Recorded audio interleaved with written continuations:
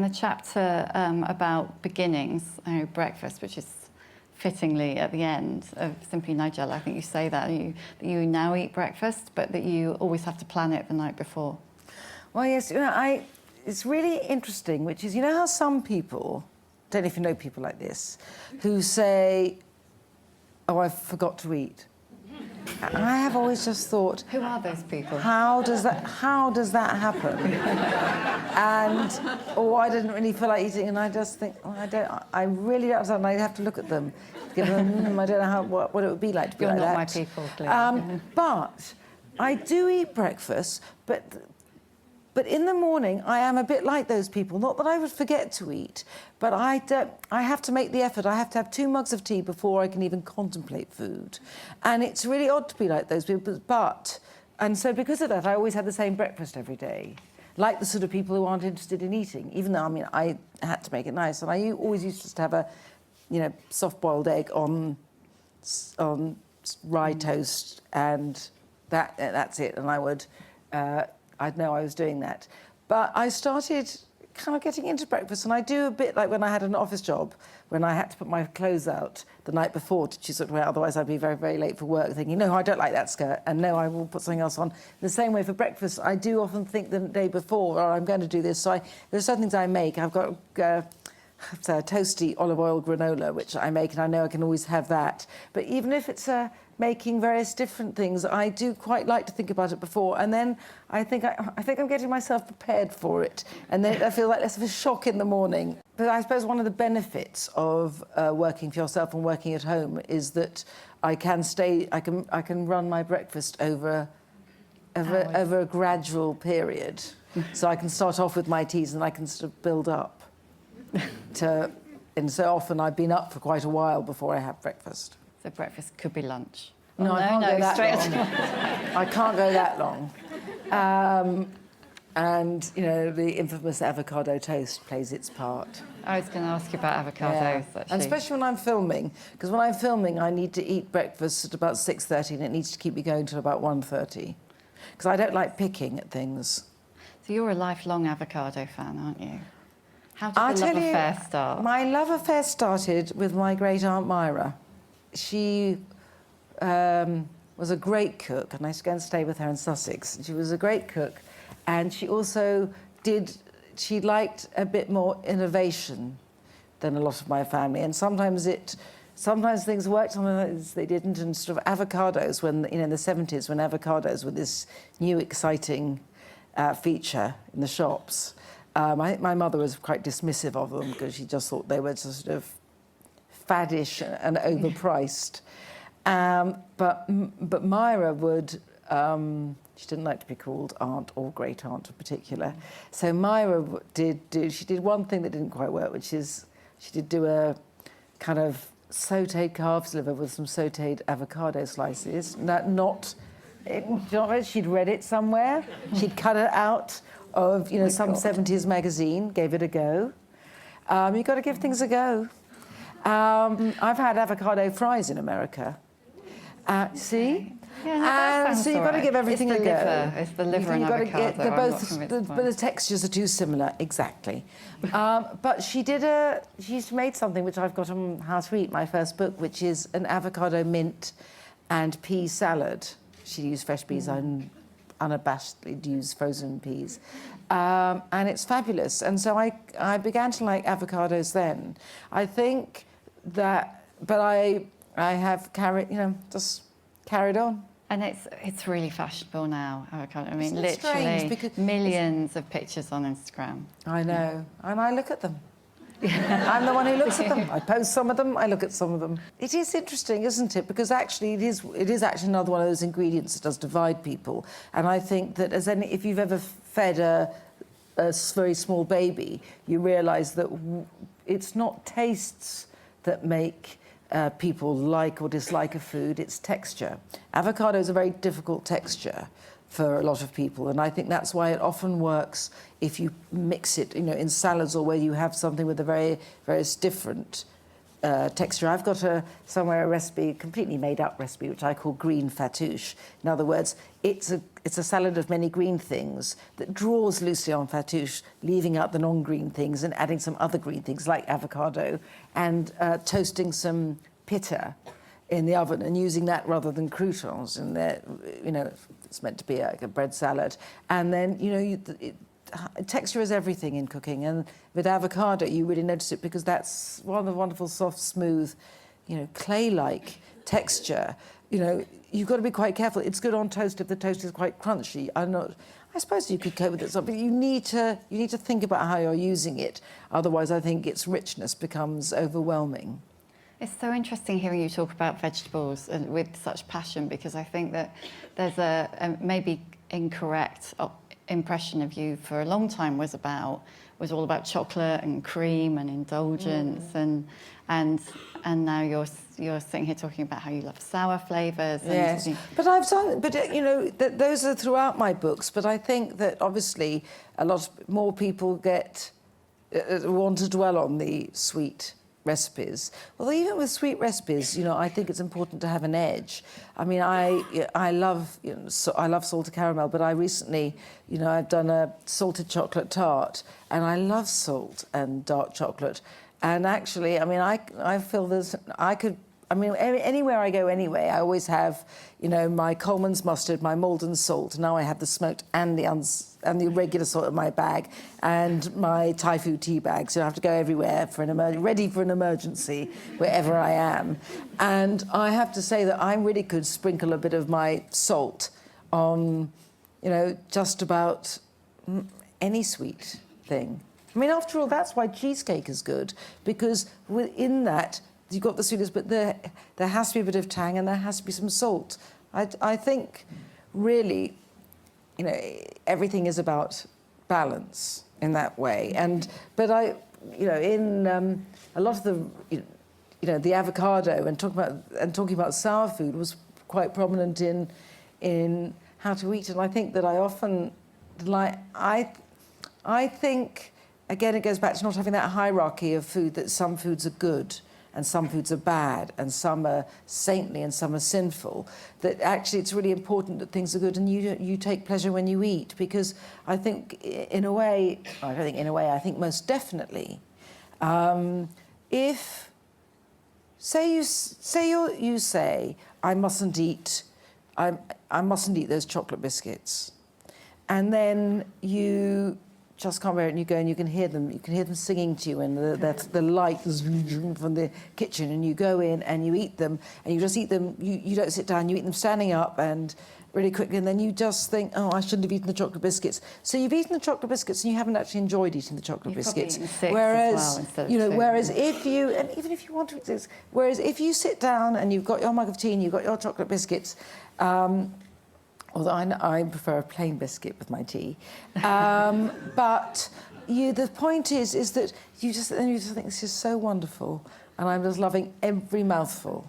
And therefore you've eaten them and you've got the pleasure, and it just seems to me that it's so different to be like that, and it's so awful to deprive yourself of pleasure in life, and it's almost wrong, you know. So many people always say to me, "Oh, what's your guilty pleasure, you know, in eating?" And I always feel like, you know, really, the one thing you've got to feel guilty about is not taking pleasure. If you feel guilty about it, well, you're robbing yourself of that pleasure, and it seems to me just a crime. How do you think your approach to food has changed as you've grown up, grown older? Yes, well, my approach to food has changed, you know, from the beginning. That I know that the recipes I cooked before I had children often demanded a bit more time, and then I really rapidly ran out of time. And now I feel that I suppose, this is, you know, I have eaten more dinners than I'm going to eat. And therefore I'm absolutely determined that I don't waste an eating opportunity. Unfortunately, I had been on the road for a month, and some eating opportunities were not everything they could have been. But I'm making up for it. Although I was just saying to you, having been in a hotel room for a month, all I do is crave green vegetables and something with crunch at the moment. But I feel that I am busy. There is a lot on, but I'm so aware of the importance of things that people often think are small things, and the small things are just the preparing a meal, making sure that I can get some pleasure from it as I cook. I mean, I cook very simply, and I think maybe I'm even from the beginning, every book in a way is a simplification. And I suppose with any luck, one hopes that life will also be a simplification. But certainly, I find it easier to do with food. So I think that is that getting older is I think has to be a process of concentrating on what matters and doing away with things which aren't so central to one's happiness and equilibrium. Of course, one has to do an awful lot and contend with an awful lot that makes life stressful. But that's also important. The furnace has to be fed. But I certainly think maybe my cooking gets simpler, but I also feel it's very important not to become one of those people who always looks back and doesn't look forward. And so I do like experimenting with new flavours and new foods. I don't want food just to be an endless remaking of the past. It's about bringing the past into the present, but knowing that the present has got to stay open. And that's why I have a lot of slightly curious ingredients. My younger self would have been a bit even sarcastic about, my chia seeds and my matcha powder and so forth. But they're interesting. And because I cook in this in a domestic way, if I buy an ingredient, say like matcha powder, it is quite expensive. I wanted to make a cake. I became obsessed with making a matcha, which is, that beautiful, incredibly green tea powder.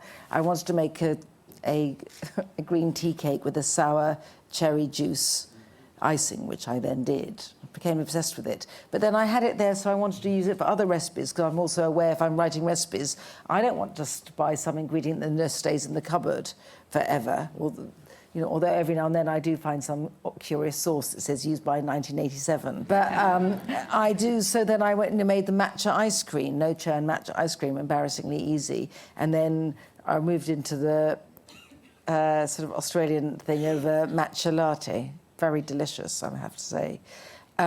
So I buy new ingredients, and it makes me cook somewhat differently. And sometimes it makes me rethink my prejudices, and I think that's very important. And it's very important in cooking, actually, and it's incredibly important in life.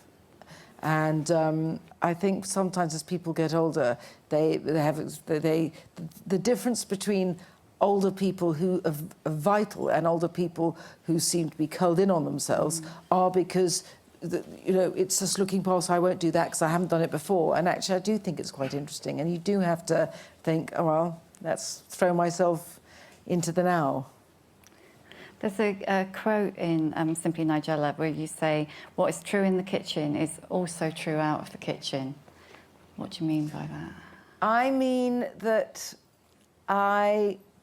I don't know whether it's because all of us, if we think about something we truly love, that we can then see it as absolutely emblematic of life in general. But I think when you cook, you need to have a certain structure. You can't, in order to learn, you need a certain structure, but you can't follow all the rules and blindly. You have got to know when just to let it go, to go with the flow. It doesn't matter if you thought you were going to add that. You see that, in fact, it's behaving somewhat differently, or that you want a different flavour, and life is like that. We need a certain structure to make sense of our life, but it would become very tedious if you never just had any spontaneity.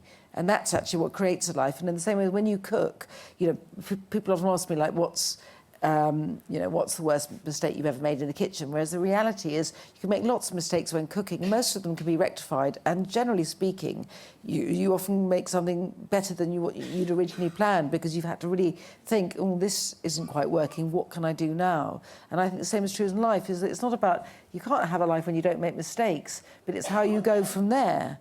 I don't know who it was that said, you know, that failure is, you know, a portal to success, but it is. And I think that whether you're cooking or just living, the idea that somehow you're not going to fail, you're going to fail. And actually, if you don't risk failure, you're not going to succeed. I mean, it sounds like a cliche, but it's very important with cooking that just in the end, you're not trying to do something that's perfect, because perfection is in a way impossible, and it puts such a burden on you. And I think that in life, or in the kitchen, and I also feel, I suppose, that, and this is, I do for this, which is that even though when you cook, you know, the point of it is, you know, the end result, the meaning of cooking is in the process. And I think the same is true in life. I mean, I'm not a particularly goal-oriented person, but even if you are, that actually, you know, I think people start realising, you know, that what it is the journey. The process is all there is. And the process, you know, continues until it stops. But you can't just, there's not a point at which you've arrived anywhere. I think the journey is really evident in the 10 books that you've written. And it's quite interesting, you've talked so much about how to eat tonight, and that was the first, wasn't it? And yeah. It's almost, Simply Nigella seems to me the closest, if you like. Yes, it certainly feels. One. It certainly feels that it's, you know, it has sprung from the same, I suppose, same need to state what I think about food, to put food in the context of life, and just to, you know, take pleasure in the process and in ingredients. Do you have a favourite book? Favourite book? You know, I don't. I feel that they all have their own different characters, and I cook from all of them, and it's terrible. I'm so bad at authority that, you know, when I cook when I follow anyone's recipes, I always fiddle, and I sometimes hear myself saying, well, she says to put 2 spoonfuls here, but I think I'm going to, oh God, the she is me. I mean, it's really ridiculous. Can't even obey yourself. But, no, but in a way, that I think that's what, you know, cooking needs to be a bit of, you do need to change things as you go along. I cook the same things over and over again. I mean, I'm not over and over again, but I will change them a bit each time I cook. I suppose that's a bit. I suppose it's a bit like saying, going back to the idea of a structure, but you have to go with the flow, which is that I love knowing that there are familiar recipes, and in fact, there's a recipe in Simply Nigella, which is, it's always very difficult referring to a book when it's got your own name in it. It makes you feel so foolish. It's a chicken tray bake with bitter orange and fennel, and I cook that so often. It was the first thing I cooked in my new kitchen, well, baked, because when I got my oven. And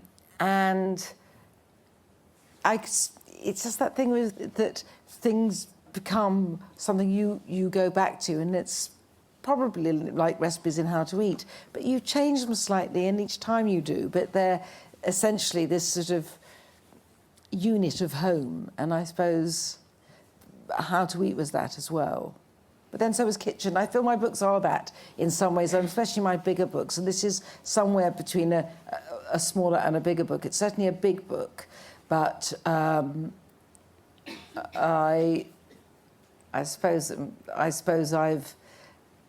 I've wanted to make recipes do quick recipes, be immediate, although slow ones too, but at the same time, discuss why they matter to me and in what part of my life they fit in.